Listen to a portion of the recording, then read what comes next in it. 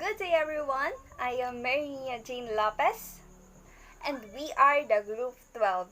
Today we were going to discuss the Unit 5 of Acuna's philosophical analysis, which is the analysis of ethical theories, specifically the Module 4, which is Deontological theories, and Module 5, Humanist ethics. To start the discussion, the Module 4 will present the consequences of the deontological theory. It will discriminate between the pure and mixed deontology and the act and rule deontology. This module will focus on the Kantian ethical system as the paradigm of pure rule deontology and concentrate on the application of Immanuel Kant's Universability Test. Kant's Universability Test has very useful application in many contemporary moral situations. The purpose on discussing this module are the following. First is to identify the similarities and differences between pure and mixed deontology. The second one is to explain Kant's paradigm of pure deontology. The third one is to distinguish hypothetical imperative from the categorical imperatives, and the last one is the application of Kant's universalisability test. To begin, let us define first what is deontology. According to Encyclopedia Britannica, the term deontology is derived from the Greek word theon, which means duty, and logos, which means science. The first great philosopher to define deontological principles was Immanuel Kant, the 18th century German founder of critical philosophy. Kant held that nothing is good without the classification except a good will, and a good will is one that wills to act in accord with the moral law and out of respect for that law rather than out of natural inclination. He saw the moral law as a categorical imperative. It means it is an unconditional command, and believed that its contents could be established by human reason alone. Thus, the supreme categorical imperative is act only on that maxim through which you can at the same time will that it shall become a universal law. Kant considered formulation of the categorical imperative to be equivalent to so act that you treat humanity in your own person and in the person of everyone else always at the same time as an end and never merely as means. The connection between those two formulations, however, has never been entirely clear. In any event, Kant's critics questioned his view that all duties can be derived from a purely formal principle and argued that, in his preoccupation with rational consistency, he neglected the concrete content of moral obligation. Therefore, deontological theory focuses on duties, rights, and obligations over the consequences or virtues.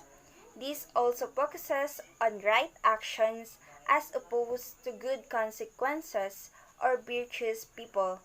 It is a theory that makes rules as to which actions are obligatory, permissible, and impermissible in various situations are generally considered to be deontological theories.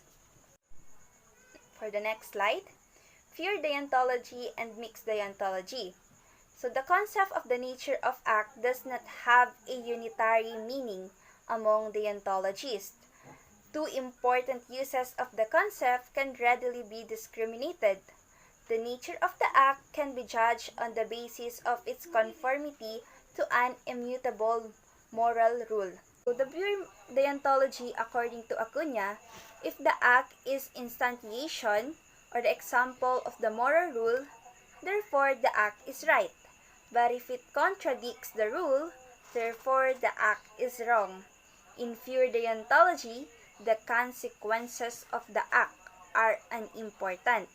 So the deontologies of pure deontology would not consider the consequences of the act as relevant. On the other hand, to mixed deontology, when the meaning of the act is not confined to conformity of moral rules alone, when it is also believed that the consequences of the act have some bearing on moral deliberation, whether it is morally right or wrong, this version is called the mixed deontology. The basic contrast between pure and mixed deontologies rests on the significance of the consequences of our moral choices. Let us give a good example to highlight this important distinction. Example is cheating. In ethical position of pure deontology, if you believe that it is wrong to cheat under any circumstances because it is against to a moral rule, there are no defeasible conditions that would make cheating right. So no amount of good consequences would exonerate someone from cheating. So when you believe that cheating is wrong without any reason, then this is called the pure deontology. But in the ethical position of mixed deontology, in here the analysis would start on the act of cheating and would admit that the act is wrong, but he would admit that cheating might have some defeasible conditions depending on the result of the consequences of the act. Therefore, in these favorable consequences, he will make cheating right rather than wrong. So, we will see that mixed deontology would consider the consequences of the action. They will conclude that the action can be wrong or right, depends on its consequences. Here we will also differentiate the pure kind and the mixed kind. So, the pure kind deontology or the pure deontology will not consider the consequences as relevant in the deliberation of the rightness of an act. It means if the action is wrong, there is nothing to say or to do that it will be right. While in mixed kind, they will consider favorable consequences as a relevant variable that can defeat the wrongness of an act. It means no matter how wrong the action is, he or she will still make any reason to make it right. The rules in deontological theory is your action is right if and only if conforms to the moral norms set forth by the particular theory. It is wrong if does not. Some actions are forbidden no matter how good the consequences. For example, even if I could save 1,000 people, I cannot kill one. Another example is, even if I could save my family from starvation, I cannot steal a loaf of bread. So the rules regarding the deontological theory can be contrasted with consequentialist theories of ethics, where actions are judged based on their consequences. Often deontology is criticized for being too restrictive, while consequentialism is disparaged for being too permissive. So we are now done discussing about the difference between pure deontology and mixed deontology, and also the pure kind and mixed kind, as well as the rules for deontological theories. Let us now proceed on what is rule and act deontologist. So when we say deontologist, these are the person who are studying this theory. So in rule deontologist, a deontologist accepts that an act is right since it is consistent with a moral rule. While the act deontologists, these are the deontologists that would consider both the act and the rule. So, things that we should know is that the analysis of the rightness of an act begins with its natures, and the rules are significant only insofar they provide the guidelines in the application of specific acts on moral circumstances. We will also notice in act and rule deontologies that the categories serve the same function for the utilitarian. So utilitarianism is the doctrine that an action is right insofar as it promotes happiness, and the greatest happiness of the greatest number should be guiding principle of conduct. Let us now proceed in the pure rule deontology. So Immanuel Kant is the famous pure rule deontologist. His entire ethical system is founded on one moral rule. It is the Categorical Imperative. In here, Kant was reacting to Hume and Bentham's utility theories. He insisted that an action should not rest on its consequences, whether the act is right or wrong, or either on one's own good. This is we call egoism, or the greatest good for the greatest number, which is utilitarianism. For Kant, no act can be considered good without the classification of goodwill. So by this goodwill, Kant meant acting with right intention in accordance with correct maxims. So the great doings one's duty for duties, not for the anticipated consequences either for oneself or for the greatest number. So Kant has a Kantian morality, namely duty and duty for the sake of duty. So there is an important distinction that must be clarified at the onset. The distinction between acting in conformity with duty or according to duty and acting for the sake of duty. It is from duty. Example of conformity with duty or the according to duty is this situation. The action is a mother taking good care of her children.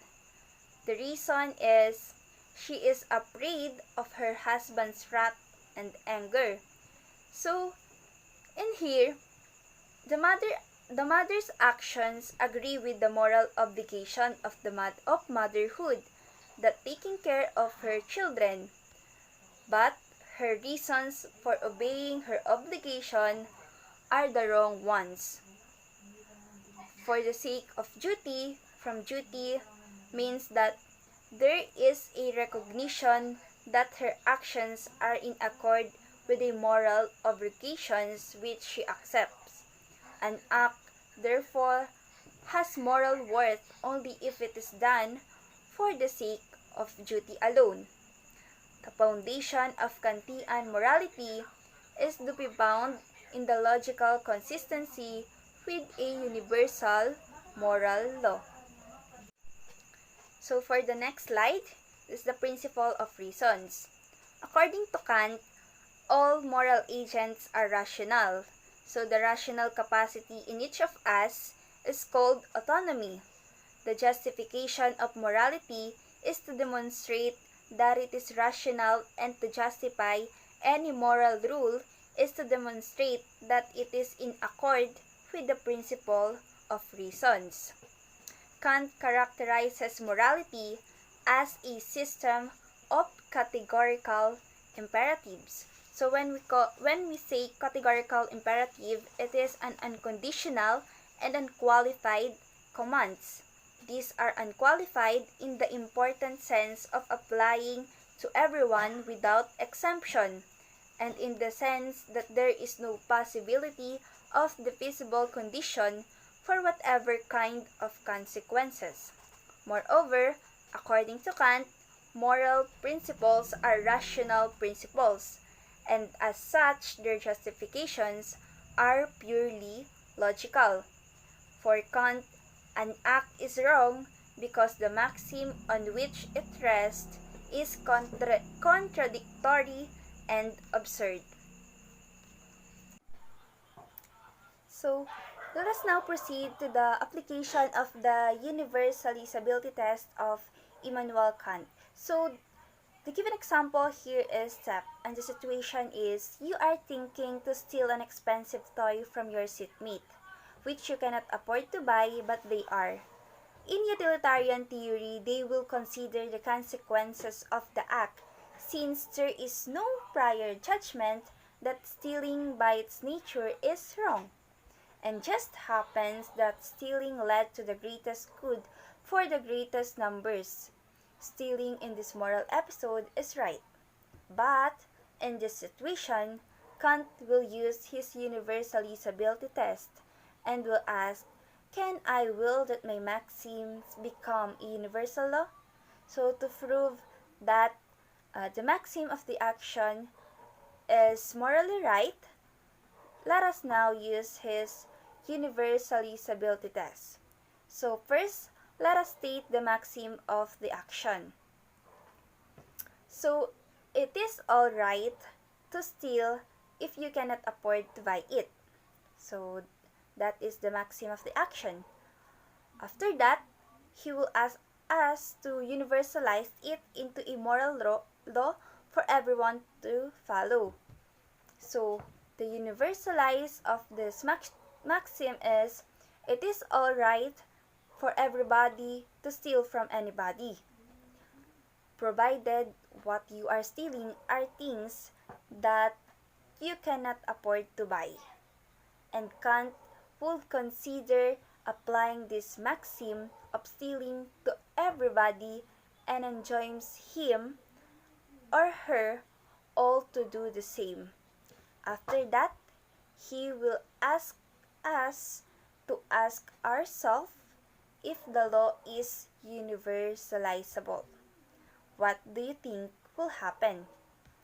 So, what do we think will be the consequences of that action? So, obviously, everybody will steal from everybody else. The absurd result will be chaos and disorder. The very institution of trust in our neighbor will be undermined. And where there is no trust, the possibility of stealing from our neighbor will be very difficult since they now protect their property from everybody. So the maxim of stealing is not universalizable since it is self-contradictory to do so and it cannot be implemented. Let us remember that self-contradiction is the foundation of all immoral acts. So I hope that you understand the application of the Universalisability Test of Immanuel Kant. So let us now proceed to the Categorical Imperative. So Categorical Imperative is a rule of conduct that is unconditional or absolute for all agents, the validity or claim of which does not depend on any desire or end. Thou shalt not steal, for example, is categorical as distinct from the hypothetical imperatives associated with desire, such as do not steal if you want to be popular. For Kant, there was only one categorical imperative in the moral realm, which he formulated in two ways. First, act only according to that maxim by which you can at the same time will that it shall become a universal law, is a purely formal or logical statement and expresses the condition of the rationality of conduct rather than that of its morality, which is expressed in another Kantian formula, so act as to treat humanity, whether in your own person or in another, always as an end and never as only means. So an act is moral if the intent of the action is in harmony with itself. When it is made into a universal moral rule, therefore, universal maxim must pass the test of reason or self-concept. Under the categorical imperative also, so Kant says that command is the conception of an objective principle insofar as it's obligatory of a will, and the formula of the command is that what we call imperative, and all imperatives are expressed by the word ought. They say that something will be good to do or to forbear, but they say it to a will which does not always to do a things because it is conceived to be good to do it. Now, all imperative commands either hypothetically or categorically. So, an imperative command is hypothetically or hypothetical if the action is good only as means to something else. It is categorically when it is conceived as good in itself and consequently as being necessary to the principle of a will which of itself conforms to reason. So given these preparatory remarks, he states that categorical imperative in 5 principal ways, with each version emphasizing some aspects of it. Now, let us proceed to the 5 principal ways of the categorical imperatives. So, in the 5 principal ways of categorical imperative, the first version is the Formula 1 or the formula of universal law. So, this version or the first version emphasizes the universality of the law. We are admonished to act maxims that apply to everybody. Negatively, it means that we are not allowed to make any concession in favor of our own self-interest. Therefore, universality is the essence of morality. So, the formula of universal law states that act only on that maxim whereby thou const at the same time will that it shall become a universal law. So that is the first one. The second one is the Formula 1A or the formula of the law of nature. So Formula 1A is a subordinate version because it is not concerned with the essence of morality, but it suggests a rule in aid of moral actions. It must be admitted that Kant is not saying that the moral law is a law of nature. If they were identical, then there will be no or moral obligation, because we will all be morally perfect. He was using it merely as an analogy to guide our decisions. So the formula of the law of nature states that act as if the maxim of your actions were to become through your will a universal law of nature. So that's the second one. The third one is the Formula 2 or the formula of the end in itself, where it states that universality in action means a respect for every individual human being will limit our choices. We must act only on moral rules that are applicable to the whole of the humanity and never use anybody as means for attaining your end. To treat a person simply as means will be to treat him as a thing. You have failed to regard him as a moral agent capable of legislating a moral law. Does it mean that it will be immoral to hire people do your dirty household jobs? Of course not. What Kant is against is treating people simply as means. For instance, if we force them to work without their consent. So the formula of the end in itself states that so act to use humanity both in your own person and in the person of every other, always at the same time as end, never simply as a means. The second to the last one is the Formula 3 or the formula of autonomy. The formula of autonomy highlights another aspect of the moral law. Formula 1 states that moral law is objective and universal since it implies to the whole humanity. But the Formula 3 qualifies that this law is not imposed from the outside, but it emanates from your own will. Your will as a rational moral agent becomes the moral law. This was Kant's solution to the problem of moral obligation. We have to obey the moral law since it is the law of human reason. If we don't obey it, we contradict our own nature. All human beings are capable of legislating the universal law. Here lies man's intrinsic worth and equality. This formula of autonomy states that so act that your will can regard itself at the same time as making universal law through its maxim. And the last one is the Formula 3A or Formula of the Kingdom of Ends. The formula of the Kingdom of Ends is the ideal that Kant is advocating. He is well aware that in the real world, we use one another as means. The Kingdom of Ends leads to a democratic view of social philosophy. If we all have the moral obligation to legislate the moral law, in the assumption that the legislation is limited to the view that all men are ends in themselves, then it will follow that good society will be a government of the people, by the people, and for the people.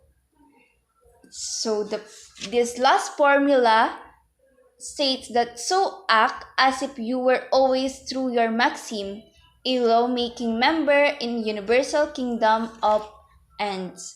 So the basis for all the 5 versions is the pursuit of practical reason for making right choices. In Kant, reason always involves the test of self-consistency.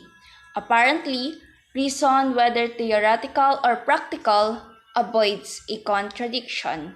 The main consideration for a choice to be right is that it must not be self-contradictory.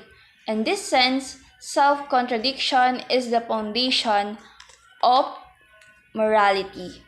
So that's all for the module 4. I hope that you learned something. Thank you.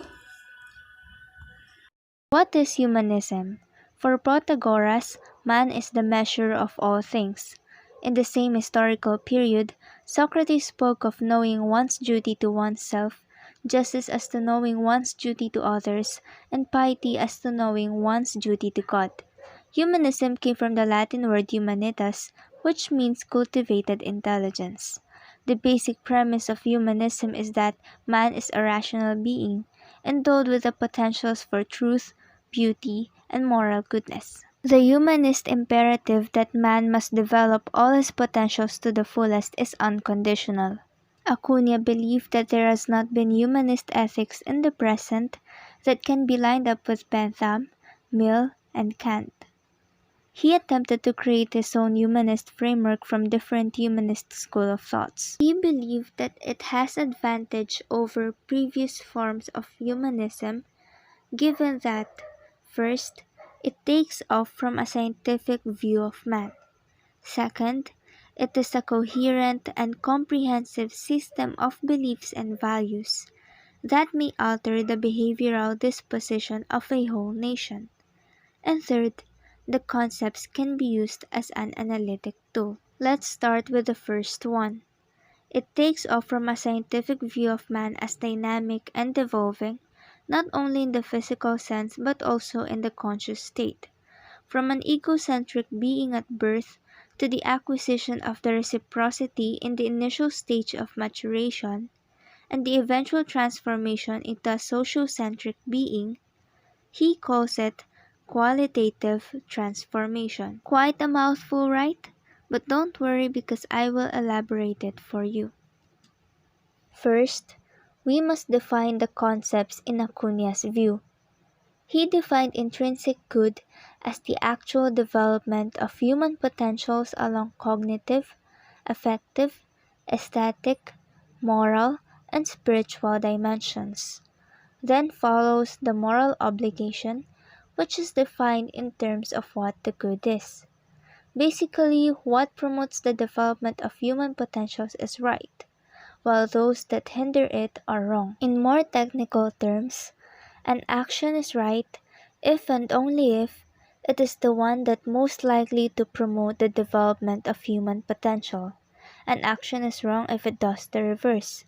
It is the teleological aspect of humanist ethics. Acuna said that we have a natural inclination to develop these potentials, and our primary duty is to develop our human potentials.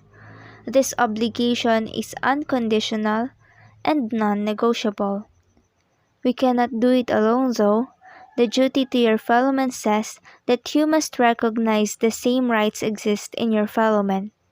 Your duty to fellowman is, you must treat the development of the human potentials of your fellowman as your own. One must not hinder the development of others, but rather reciprocate it.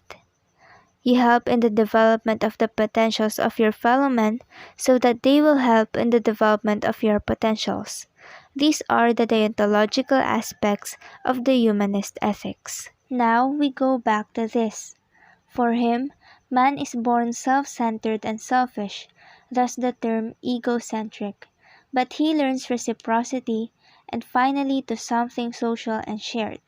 He becomes a sociocentric being.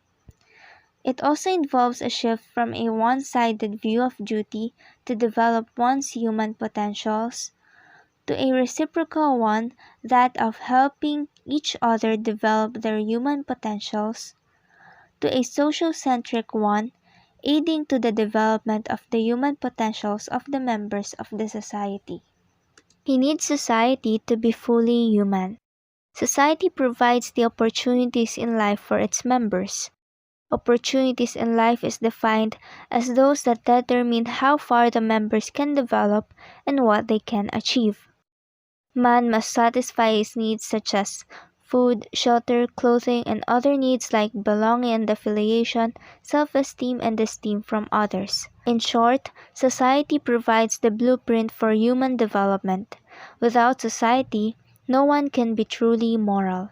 If there is opportunity of life in one member, it must in principle be available to other members as well. Social structure, though helps in the development of man's potential, also limits man's capacity for human development.